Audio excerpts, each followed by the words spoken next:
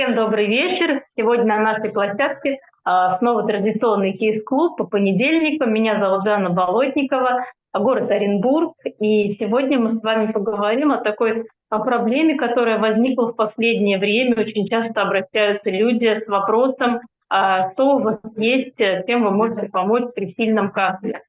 И возникла идея как раз-таки рассказать сегодня о том, чем же мы можем помочь при кашле, именно продукции NST, потому что аптечные препараты, к сожалению, не очень хорошо влияют на желудок. И сегодня у нас в гостях доктор, есть у нас и видео промелькнуло, наш доктор Велькин Сергей Александрович. Сергей Александрович, передаю вам слово. Расскажите, чем же у нас наша компания может помочь при таких сильных кашлях? Не просто простуда, да, а люди обращаются с вопросом, что даже не справляются ингаляции, банки, такие у меня знакомый сказал, банки один раз, два поставили, про кашель забываем, а это, говорит, ничего не помогает, кашель, причем лавится сильный и очень долгий. Хорошо, всем добрый вечер. Я не знаю, меня видно, я себя не вижу. Да, видно. Я не знаю, как я вам на экране выгляжу. Отлично. Вслепую работаю. Итак, да, прежде чем говорить, чем мы можем помочь, давайте разберемся, что же такое кашель, да, сам по себе, что это за действие нашего организма. Кашель – это защитная реакция, которая возникает на раздражение рецепторов чувствительных, находящихся в бронхах, то есть в нижнем отделе дыхательной системы. Чем раздражение может происходить? Да, бывает то, что мы пыль какую-то вдохнем, но чаще всего на пыль мы чихать начинаем, да? Потому что она попадает в верхние дыхательные пути и вызывает раздражение, опять же, чувствительных волосиков на клетках. И, соответственно, мы чихаем. При чихании происходит резкий выдох через нос. И через рот тоже, да? И вот это резкое возрастающее давление выталкивает частички инородные, которые попадают в верхние дыхательные пути. Нижние дыхательные пути – это кашель. Соответственно, да, почему человек кашляет при простуде? При простуде развивается отек, инфекция попадает в эпителий, воспалительный процесс, он сопровождается нарушением кровообращения, развитием отека, выделением слизи, мокроты, да, и вот эта мокрота раздражает чувствительные волоски на клетках эпителия бронхов, и возникает кашель. Особенно ярко кашель проявляется у курильщиков, да, которые со стажем курильщики, есть такое понятие утренний кашель курильщиков. Они дохают, у них там все хлюпает в легких, как в болоте. Они покурят и успокаивается кашель. Почему он у них успокаивается у курильщиков? Дело в том, что никотин, он блокирует чувствительные рецепторы в бронхиальном дереве, и человек перестает ощущать раздражение. Болото у него как было в легких, так и остается. И всякие токсические вещества, которые там были, они так и остаются. То есть подавление кашля как такового, оно не говорит о выздоровлении человека.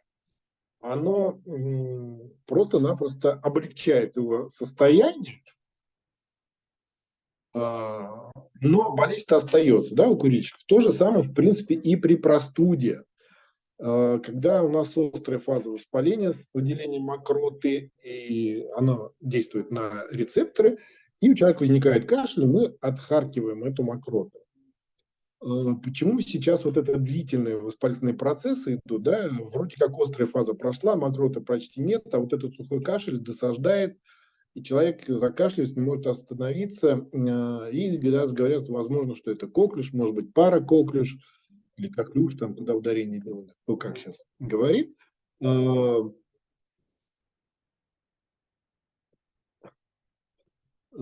И получается, почему кашель такой длительный?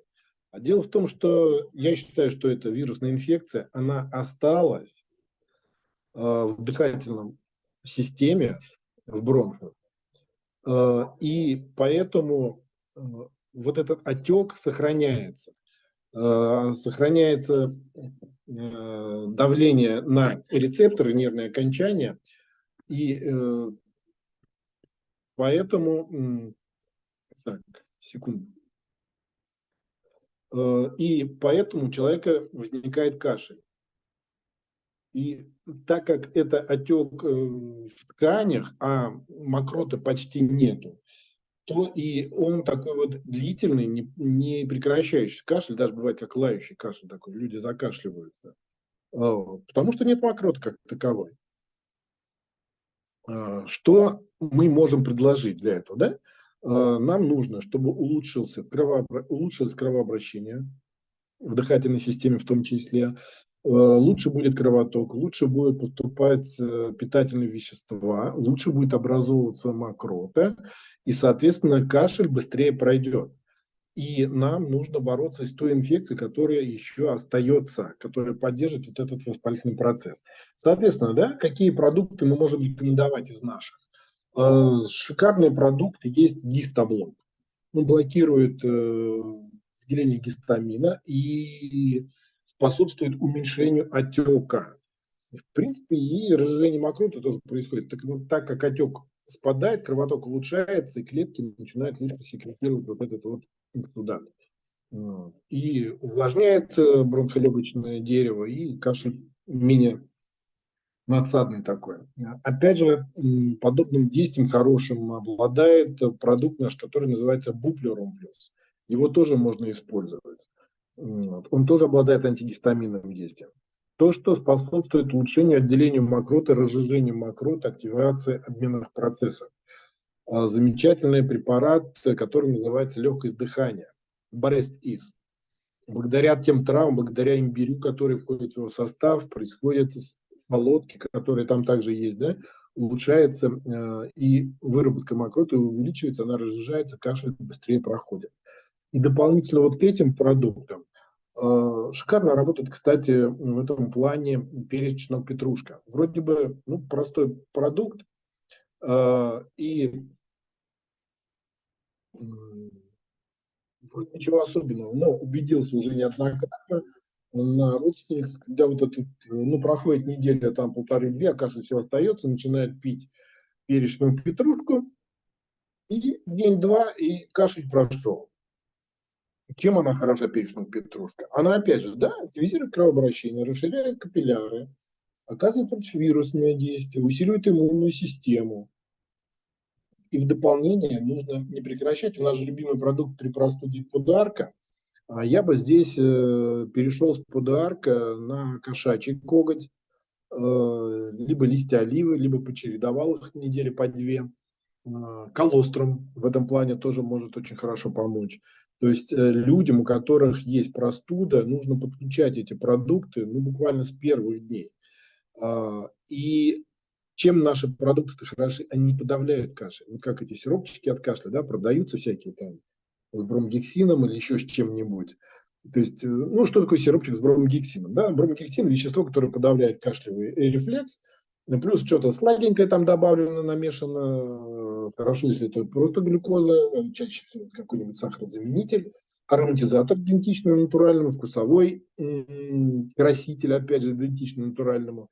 И вместо пользы как таковой, да, реальной пользы, эти сиропчики оказывают отрицательное воздействие. Они подавляют защитный рефлекс кашлевой, они не снимают отек, они не улучшают борьбу с инфекцией, которая остается, то есть они пролонгируют, удлиняют вот это простудное состояние человека. Да, вроде как не кашляет, да, вроде меньше это все проявляется, вроде как человек считает, что он выздоровел, кашля нету. А на самом деле инфекция осталась, поэтому прекратился употребление сиропа, через какое-то время там переохлаждение, стресс, и опять простуда понеслась. Почему? Потому что микробы остались, иммунитет не восстановился, и все по-новому запускается. И обязательно добавлять вот к этим продуктам витамины, минеральные комплексы. Без витаминов с минералами выздороветь реально невозможно, потому что регулировка ферментами всех обменных процессов в отсутствии витаминов и минералов не может происходить нормально. Не может очищаться нормально лимфатические сосуды, лимфатическое дерево, потому что Ну, нет ферментов, организм не борется. Добавляем витамины, либо витазаврики, если это детки, да, взрослым, пожалуйста, суперкомплекс принимать по таблеточке там, 2, а то и 3 раза в день при простуде именно. Вот. Ну, появится пчелиная пыльца, замечательно, можно пчелиную пыльцу, можно коктейль употреблять, смарт-мил или TNT.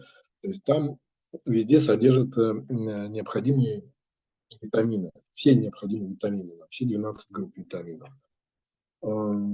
Плюс обильное питье.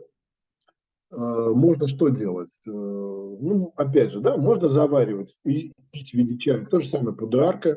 Можно заваривать и пить в виде чая. Чай. Прям берем там 2, 3, 4 капсулы, высыпаем в бокал, доливаем кипятком.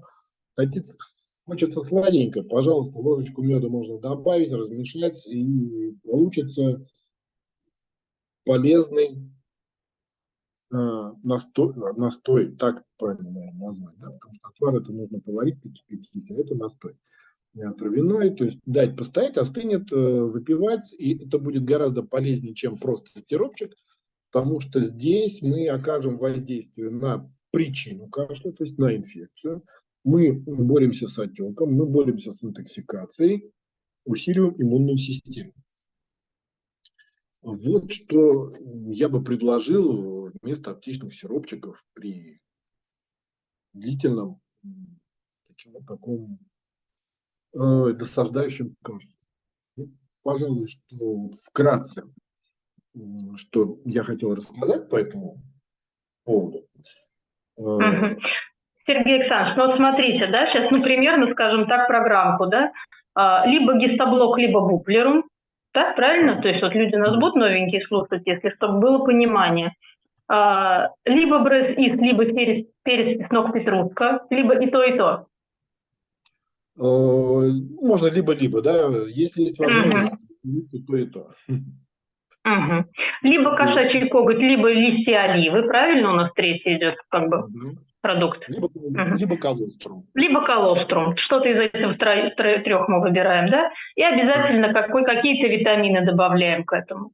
Вот. И завариваем, да, что-то, и завариваем вместо сиропчика с медом нашу, господи, подарку. Подарку, чай. Ой, подарка, чай. Угу. В принципе, АГХ можно тоже классно работает. АГХ? Да. Там этот же имбирь, да? Угу. Там солодка, там спазмолитики, там есть папайя, то есть противовоспалительные действия хорошие оказывают. Сергей Александрович, в каких дозировочках мы все это кушаем? Ну, дозировки примерно для детей. Примерно для детей. Жан, а вот здесь что значит для детей? Да, если ребенку 4-5 Ну лет, да. то дозировка как взрослому. Чем быстрее он выздоровеет, тем лучше. Здесь нету токсической дозировки. Нету интоксикации никакой не будет за счет этих продуктов. Вот, то есть я вот хотела прям обратить внимание и задать вопрос, да, одновременно, пользуясь, так сказать, служебным положением. Племянницу увезли на прошлой неделе в больницу с рвотой, ну, не рвота не сильно, буквально там пару раз ее вырвало за сутки, с болью в животе в области желудка, то есть между ребер она показывала, и начал подниматься ацетон. Ну, у девчонки, в принципе, что-то не так, ацетон поднимается, то есть есть такая особенность, видимо, у нее, или что-то пошло не так, я не знаю. Вот. И ребенок принимал и наши продукты, это были и листья оливы, и чеснок, и маринда, и хлорофилл, и что-то там, и подарка, ну, в общем, вот много всего, плюс пила антибиотики, и плюс довольно долго принимала сиропы от кашля. Вот эти вот, которые в аптеке продаются. И доктор сказал в больнице, что вот эти сиропы от кашля, плюс антибиотики, они, в общем, повлияли на желудок, что вызвали такую интоксикацию. Нас-то могли бы продукты спровоцировать что-то подобное, даже если мы это будем пить горстями? Как-то повлияло бы это на желудок? Нет, отрицательно никаким образом. Наоборот, при гастритах мы практически те же самые продукты рекомендуем. А вот перец, чеснок, петрушка, например, мог бы как-то спровоцировать, я не знаю, ребенка? Ну, раздражающее действие на желудок, да, там чеснок, перчик есть, да, возможно. Потому что вот бывают люди, когда принимают Если какие-то... желудок слабый, лучше не назначать, да, перец, чеснок, петрушка в Ну, такой ситуации? ребенку, да, я бы не дал бы, Мгм. дал бы дыхание, да, и все. Мгм. А вот теперь вопрос, то есть вот сейчас ребенок еще как бы находится на стадии выздоровления, но желудок она тебе вот так подсадила. Настопродукты теперь можно ли давать или это опасно? Конечно. Даем жидкий хлорофилл, даем HP Fighter, даем флору. Здесь АГХ хорошо пойдет деткам, потому что он и переваривание пищи улучшает, и болеутоляющий эффект, спазмы снимает хорошие. То есть это способствует, опять же, оттоку желчи нормальному. Потому что у деток очень часто воспалительный процесс именно в области желчного пузыря, печени, поджелудочной железы провоцирует застой желчи, и репейник, там, молочничек полов, он облегчает отделение желчи, и перистальтика активизируется, запускается работа ЖКТ. Почему появляется вот ацетон, да, при повышенной температуре очень часто у деток? Опять же, да, тошнота, рвота, проблема с поджелудочной железой, дефицит, наверное, инсулина возникает кратковременно из-за этого. И организм начинает получать энергию за счет жиров. А при распаде жиров выделяется ацетон. Когда Мгм. сахара, глюкозы не хватает, и распад идет за счет жиров. Вот тогда появляется ацетон. И при резком повышении температуры у деток это бывает нередко. Ну, особенно, когда есть проблемы именно в области поджелудочной железы, Мгм. желчевыводящей. Ну, спасибо большое. Я думаю, маме, если будет интересно, она послушает, примет какие-то меры. Здесь у нас вопрос. Прокомментируйте ингаляции, когда назначают от кашля. Тем не так эффективно. Есть ли вред от лекарств? Ну, если вред от лекарств или нету, ну, посмотрите инструкцию, да, и там написано побочные действия. Да. Здесь я перечислять не буду. Кстати, про ингаляции, Сергей Александрович, а вот маслом чайного дерева в этом случае стоит ли делать ингаляции? Да, то есть ингаляции как, да? Ингаляции не делаются, когда температура. То есть здесь нельзя делать ингаляции, потому что они будут усиливать инфекцию. Вот именно теплые такие вот паровые ингаляции, всякие прочие. Вот чем хороши наши продукты, можно делать холодные ингаляции, да, через имболайзер добавить туда либо тайфушку, либо релакс. М. Они, Чайное дерево они нет?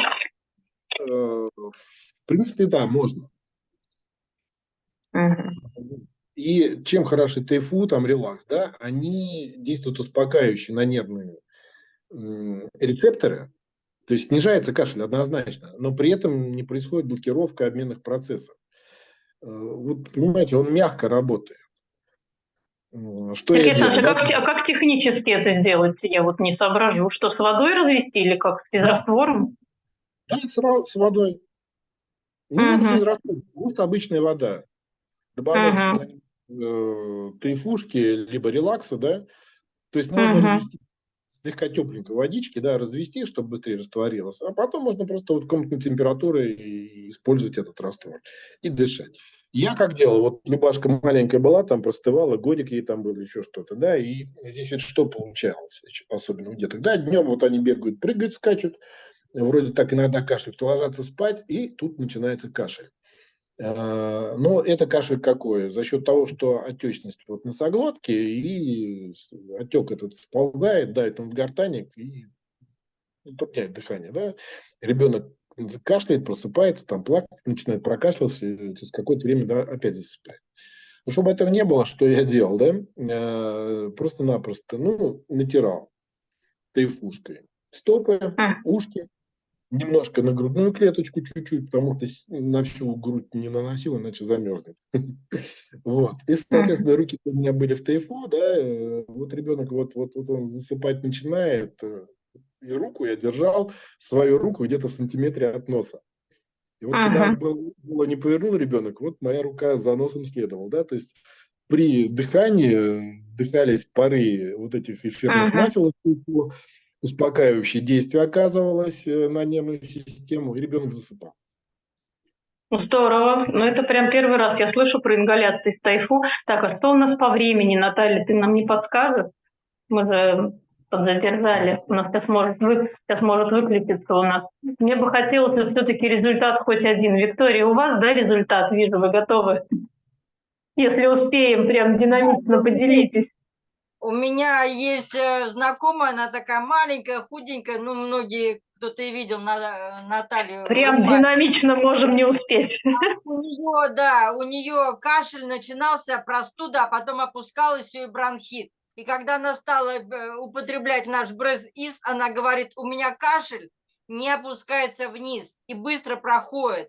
То есть вот эти простудные, там же много эфирных масел Брез-Ис, да, и оно, говорит, не опускается и быстро откашливается, вот эта мокрота выходит. И она, говорит, быстрее все это проходит. Баночка на 3-4 раза. То есть она немного пропивает курсом, у нее все прекрасно, она оставляет и в следующий раз уже знает, чем лечиться. Тайфоне тоже, кстати, с мужем оценили. Здорово, спасибо большое, Виктория. Люба, у вас, знаю, есть результаты. Скажите пару слов, если успеем. Ну, на самом деле я сама страдала очень часто такими затяжными кашлями, потому что был всегда голос напряжения, пока работала в школе. И мое слабое место – это бронхиты тоже. И когда стала укреплять иммунитет, когда прошла несколько раз хорошую программу ЖКТ, когда укрепился вот вообще иммунитет, и стало, ну, даже если поймаешь где-то вот эту вирусную, там, или грипп, или что-то еще, даже ковид был, то сегодня я могу там кашлять, ну, день-два, ну, 3. Раньше это было 3-4 недели. И никакие вот эти вот всякие болтушки, грибушки, банки, ничего не помогало. Вот реально. Пока не пропьешь антибиотики. Вот пропиваешь антибиотики, и кашель заканчивается. Вот сейчас мы без антибиотиков. Так как вот Левка, внук, растет уже полностью на продукте МСП, и они есть всегда, и вот в такие вот моменты, когда там, ну, много вирусных инфекций, то есть если то подарка у него, то там листья оливы, то чесночок, всегда что-нибудь ест. И вот ребенок может болеть сутки. То есть у него резко поднимается температура 39, 38,5. Мы ее не сбиваем. Опять кормим продуктом, только побольше дозировки, прям вообще вот прям хорошие такие дозировки. Утром он просыпается уже где-нибудь 37,5, и уже к вечеру следующего дня он уже абсолютно здоров. На следующее утро он просыпается, может идти в школу, гулять, отдыхать, учиться, он в порядке. Вот я сейчас просто сравниваю, например, своих детей, когда они болели в детстве, с этими кашлями, бронхитами, последствиями, воспалениями и всем прочим. И как вот сейчас у меня внук, который растет на БАДах. Это просто небо и земля. Это просто небо и земля. Никаких осложнений. Люба, я вспоминаю своих детей 5 лет назад и сейчас. Это небо и земля. Да. Вот, До НСП и после НСП – это две разные жизни. Ну и мы сами, естественно, да, потому что сейчас, я не знаю, что вирусы просто разбушевались, просто, я всегда говорю, вирусы сошли с ума. Сходишь в театр, приходишь и понимаешь, что уже там через день начинается заложенность, уже понимаешь, что поймала. Поэтому я всегда ношу в таком флакончике серебро, и поэтому, когда иду в общественное место, я обязательно брызгаю в нос себе, прихожу, нос промываю, опять забрызгиваю вот этим серебром, хорошенечко умываешься. Для профилактики подарочек штучки 3 чайком горяченьким в ночь. И как-то раз смотришь, все рассасывается потихоньку. То есть не даешь вот этой инфекции разгуляться, потому что уже, во-первых, организм другой, иммунитет другой, плюс профилактических средств целый шкафчик. Вот, поэтому с продуктом Спасибо. до кашля сейчас уже практически и не доходит. Не доходит, да. Да, это Брез-Ис, конечно, и очень хорошо вот сейчас с клиентами, когда работаю с партнерами, если Брез-Ис не всегда, то вот прям если добавить еще буплерум, то прям очень быстро проходит, потому что вот этот, как Сергей, да, антигистаминный эффект, потому что очень Эффект. много аллергический еще кашель, потому что слизистые все нехорошие уже, раненые.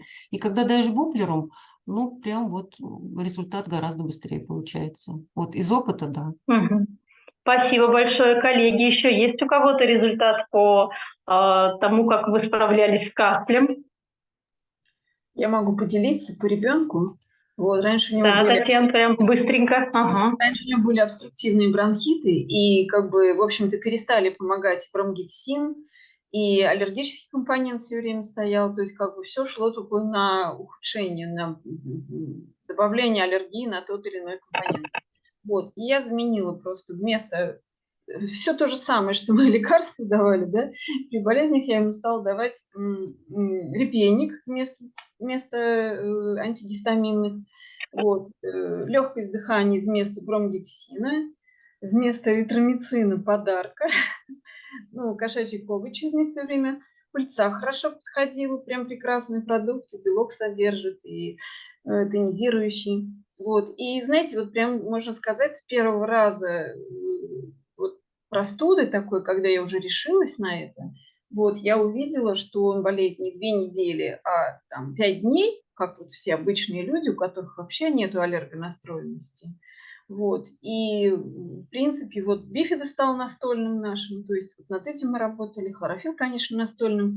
И все простуды я просто перестала ему давать ну, какие-то лекарственные препараты, а стала давать вот абсолютно вот эти вот простые, абсолютно вроде бы монопродукты, вот, на Да, которых которые он и очень выбрался. эффективно.